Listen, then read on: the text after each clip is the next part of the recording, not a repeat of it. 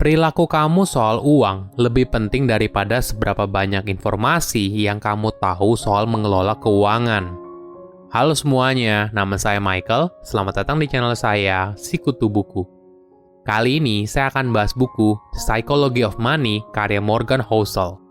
Sebelum kita mulai, buat kalian yang mau support channel ini agar terus berkarya, caranya gampang banget. Kalian cukup klik subscribe dan nyalakan loncengnya. Dukungan kalian membantu banget supaya kita bisa rutin posting dan bersama-sama belajar di channel ini. Buku ini membahas bagaimana hubungan manusia dengan uang dari sudut pandang perilaku manusia. Kamu bisa menggunakan uang dengan baik bukan berasal dari apa yang kamu tahu, tapi bagaimana perilaku kamu soal uang. Kita diajarkan kalau investasi, rancangan keuangan pribadi, dan keputusan bisnis ini soal matematika, di mana data dan formula memberitahu apa yang harus kita lakukan. Kenyataannya justru berbeda. Mayoritas orang tidak membuat keputusan keuangan hanya berdasarkan dari laporan. Mereka justru membuat keputusan tersebut di meja makan atau di meeting room, di mana semua perasaan mencampur aduk, mulai dari kesombongan, keserakahan, marketing produk yang bagus, pandangan kita soal dunia, dan sebagainya. Di buku ini, Morgan akan menuliskan 19 cerita pendek yang menjelaskan cara aneh orang berpikir soal uang dan mengajarkan kamu soal uang itu sendiri. Saya merangkumnya menjadi 3 hal penting dari buku ini. Pertama, mengelola uang tidak harus pintar. Orang jenius yang kehilangan ketenangan dalam mengatur keuangan mereka, maka akan berakibat fatal.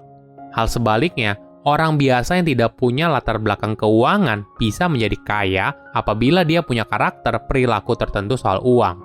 Ini tidak ada kaitannya dengan kepintaran. Ada contoh yang menarik. Ronald James Reed adalah seorang petugas kebersihan pom bensin dan donatur di Amerika Serikat. Ronald hidup sederhana, rutin menabung, dan pada akhir hayatnya, dia mampu mengumpulkan 8 juta dolar. Mayoritas dari kekayaannya lalu disumbangkan ke rumah sakit lokal dan perpustakaan. Kisah kedua adalah dari seseorang bernama Richard Fuson. Dia merupakan lulusan Harvard dan eksekutif di perusahaan manajemen investasi bernama Merrill Lynch. Sepanjang hidupnya, dia banyak berhutang dan hidup sangat boros. Hingga akhirnya, nasib malang tiba ketika krisis keuangan tahun 2008. Kejadian ini memaksa Richard untuk menyatakan diri bangkrut. Perbedaan nasib kedua orang ini bukan disebabkan oleh tingkat intelektual seseorang, tapi berdasarkan bagaimana perilaku mereka soal uang. Ronald hidup sederhana dan mengatur uangnya dengan baik, sedangkan Richard hidup dengan serakah dan boros. Kesuksesan keuangan bukanlah ilmu yang kaku, tapi lebih ke soft skill di mana perilaku kamu soal uang lebih penting daripada seberapa banyak yang kamu tahu soal uang. Pengalaman yang kita miliki sampai saat ini ternyata sangat mempengaruhi penilaian kita soal uang. Ada contoh yang menarik.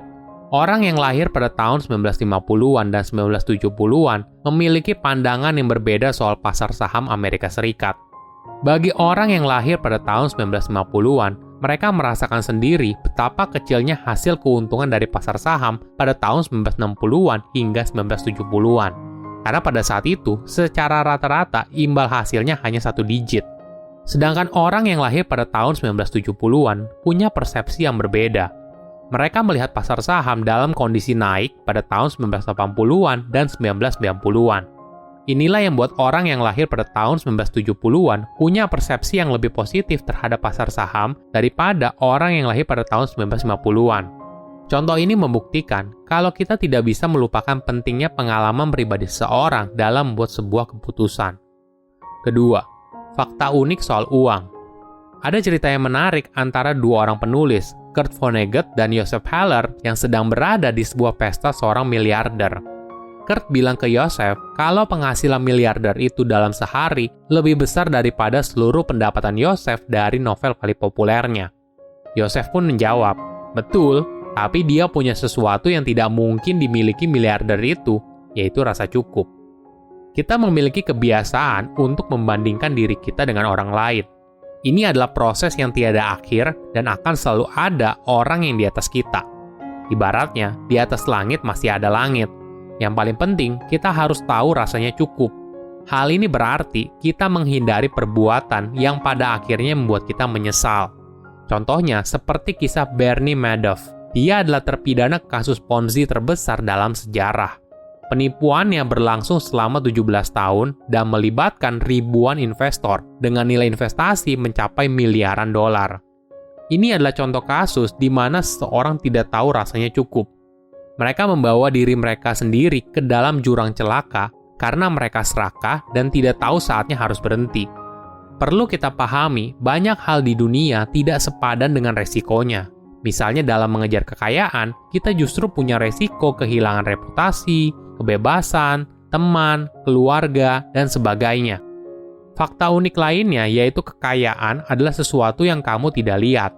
Contohnya begini, ketika ada seseorang mengendarai sebuah mobil seharga 1 miliar, mungkin saja orang itu kaya raya. Tapi fakta yang kamu tahu soal kekayaan dia adalah kalau dia sudah menghabiskan 1 miliar untuk membeli sebuah mobil. Morgan mengingatkan kita, kalau sebenarnya ketika orang bilang ingin jadi miliarder, yang sebenarnya dimaksud adalah mereka ingin menghabiskan uang miliaran. Sederhananya, mereka ingin gaya hidupnya yang glamor. Namun, logika itu bertentangan dengan menjadi miliarder. Morgan memberikan contoh, kalau ada perbedaan mendasar antara wealth dan rich. Mungkin kalau di bahasa Indonesia artinya sama-sama kaya, namun ada perbedaan mendasar di antara keduanya. Rich adalah orang yang tinggal di rumah besar dan naik mobil mewah. Orang dengan pendapatan besar adalah rich. Mereka menunjukkan kalau diri mereka adalah rich. Namun wealth berbeda. Wealth itu tersembunyi. Wealth adalah pendapatan yang disimpan, bukan yang dibelanjakan. Jadi, sebenarnya yang kita lihat adalah rich, bukan wealth. Mungkin saja ada orang yang terlihat rich, tapi sebenarnya hutangnya sangat banyak. Namun ada juga orang yang punya wealth yang besar, tapi tampilannya biasa saja, tidak terlihat rich. Ketiga, mempertahankan kekayaan tidak sama dengan membangun kekayaan. Ada banyak cara untuk memperoleh kekayaan, tapi menurut Morgan, hanya satu cara untuk tetap kaya, yaitu gabungan antara hidup sederhana dan punya rasa takut. Memperoleh kekayaan dan mempertahankan kekayaan punya pendekatan yang berbeda. Dalam memperoleh kekayaan, kamu perlu mengambil resiko dan optimis. Sedangkan dalam mempertahankan kekayaan, kamu butuh mindset yang 180 derajat bertentangan, yaitu harus hidup lebih sederhana dan rasa takut kalau apa yang kita kumpulkan selama bertahun-tahun bisa hilang dalam sekejap. Itulah sebabnya kita harus memiliki survival mindset dalam mempertahankan kekayaan. Pertama, kondisi keuangan yang kokoh. Kita harus punya manajemen uang yang baik. Misalnya, berapa bagian untuk investasi konservatif dan berapa bagian untuk investasi yang agresif. Pembagian ini harus jelas dan diamati dengan baik. Hal ini bertujuan agar kita mampu menikmati kondisi keuangan yang baik dalam jangka panjang. Kedua, rencana yang kita susun mungkin tidak terjadi. Rencana yang baik harus bisa menyisakan ruang apabila gagal. Artinya, kita harus siap dengan opsi kedua apabila opsi pertama tidak berhasil. Seorang venture capitalist bernama Michael Moritz pernah bilang kalau kita tidak bisa berasumsi besok akan seperti kemarin. Dan kita juga tidak bisa berasumsi kesuksesan kemarin akan menghasilkan kekayaan di masa depan. Ketiga, optimis tapi juga takut. Mungkin bagi sebagian orang hal ini cukup membingungkan, tapi esensinya adalah kita harus optimis terhadap masa depan, tapi kita boleh merasa paranoid pada rintangan yang kita hadapi saat menuju ke sana. Tentu saja, hal ini lebih menekankan kamu harus selalu mawas diri dan waspada dalam mempertahankan kekayaan. Ada fakta sederhana yang jarang orang pahami soal kekayaan Warren Buffett. Dia bukan hanya seorang investor yang hebat, tapi dia adalah investor yang hebat selama 75 tahun lebih. Ini adalah rahasianya. Kesuksesan keuangan Warren bukan berasal dari mencari imbal balik hasil setinggi-tingginya, tapi bagaimana kamu bisa mendapatkan imbal hasil yang relatif bagus dalam jangka waktu yang panjang. Inilah yang akhirnya membuat compound effect bergulir sangat kencang dan mindset yang seharusnya kita miliki saat mengumpulkan kekayaan. Kamu bisa membangun kekayaan tanpa pendapatan yang besar, tapi kamu tidak bisa membangun kekayaan tanpa mindset yang benar soal uang. Silahkan komen di kolom komentar pelajaran apa yang kalian dapat ketika baca buku ini. Selain itu, komen juga mau buku apa lagi yang saya review di video berikutnya. Saya undur diri, jangan lupa subscribe channel YouTube Sikutu Buku. Bye-bye.